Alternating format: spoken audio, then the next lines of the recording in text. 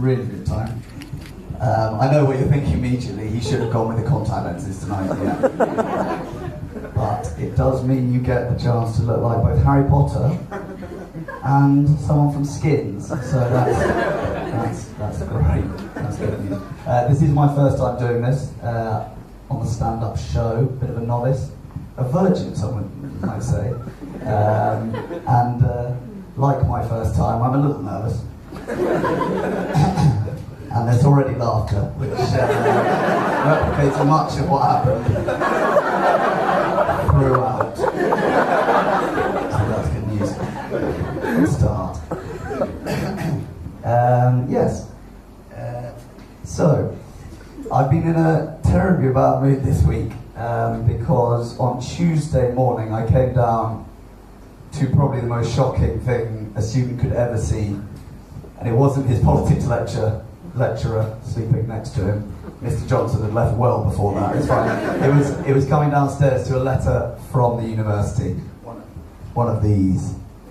Now I don't know if you guys have ever got a letter from the university. I'm sure you're all hard-working students, but a letter from the university during the middle of term is never a good thing. There's never any good things coming out of that. It's never, congratulations, you want a car. You've been to that dreadful shop with the letters and stuff at the bottom of the Union, or you've been to the terrace and spent £100 on the quiz machine and won nothing all night. I love the quiz machine. What is it about the quiz machine that just makes everyone think, right, I've turned up to the terrace for a drink, but fuck it, I'm going to leave the drink there, and we're all going to rush straight to the quiz machine. And the brilliant thing is, everyone has to leave their drink, just in case they need both hands for the quiz machine. You can never use one hand.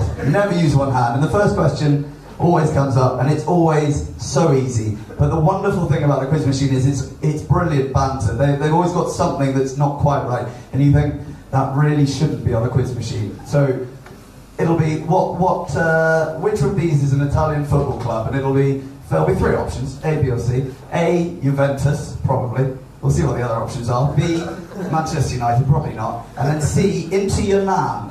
So and you're thinking, how have they got that through the vetting procedure? Surely they've gone for Rangers, or something? No. Go banter early on. They'll want to come back next time when they've won nothing again. So you get through second round, science and nature, very easy, so that's fine. Third round, you're about to win £1, and everyone is pretty, don't piss your pants, you're about to win £1, it's pretty exciting. They say you win £1, you don't win £1, you win 50p. So you put 50p in, they're not giving you that back. It's 50p or just nothing. So, last question comes up, you're about to win £1, you're thinking, right, guys, come on. Everyone's had a couple of drinks by now. You're standing there. The person at the front is always the person that's taking it most seriously. Usually me. So I'm at the front. You've got the four guys behind who probably aren't helping that much. In fact, they're probably playing pool, but they just wandered over to have a look, see what's happening. Can you name the date of the famous Mozambique leader, Mr. Makalele Makulu? And you'll think, obviously not. But give me some options. 21st of April, 1987. 22nd of April 1987 or 23rd of April. I'd love it if they gave me times, about 8:30. 21st of April, if you want. Either is fine. So obviously you've got the guy at the back who thinks he's a bit of a genius. Every group has one. They think they're a genius and they go, if I didn't smoke so much weed, if I didn't go to bed at 5 o'clock every morning, this very average third I'm getting would be a first.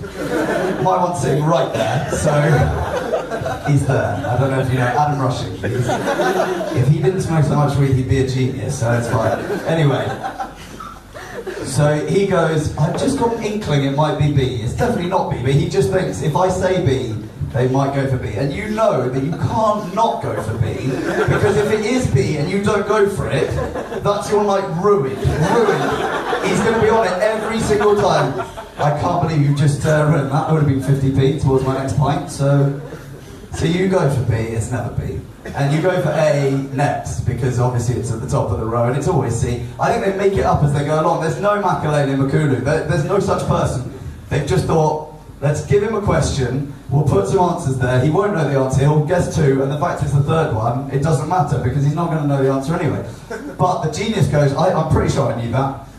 I'm going to complain. Who are you going to complain to? I don't know why you're complaining. I'm going to go and complain to the bar staff. What, because they're writing the questions? Excuse me, mate, can I have a Heineken? Hang on, mate. Who won the FA Cup 1987? Was it a Heineken? Yeah, alright. Too easy. So, so the letter. Anyway, the letter. The letter came in, I'd missed 3 seminars in a row.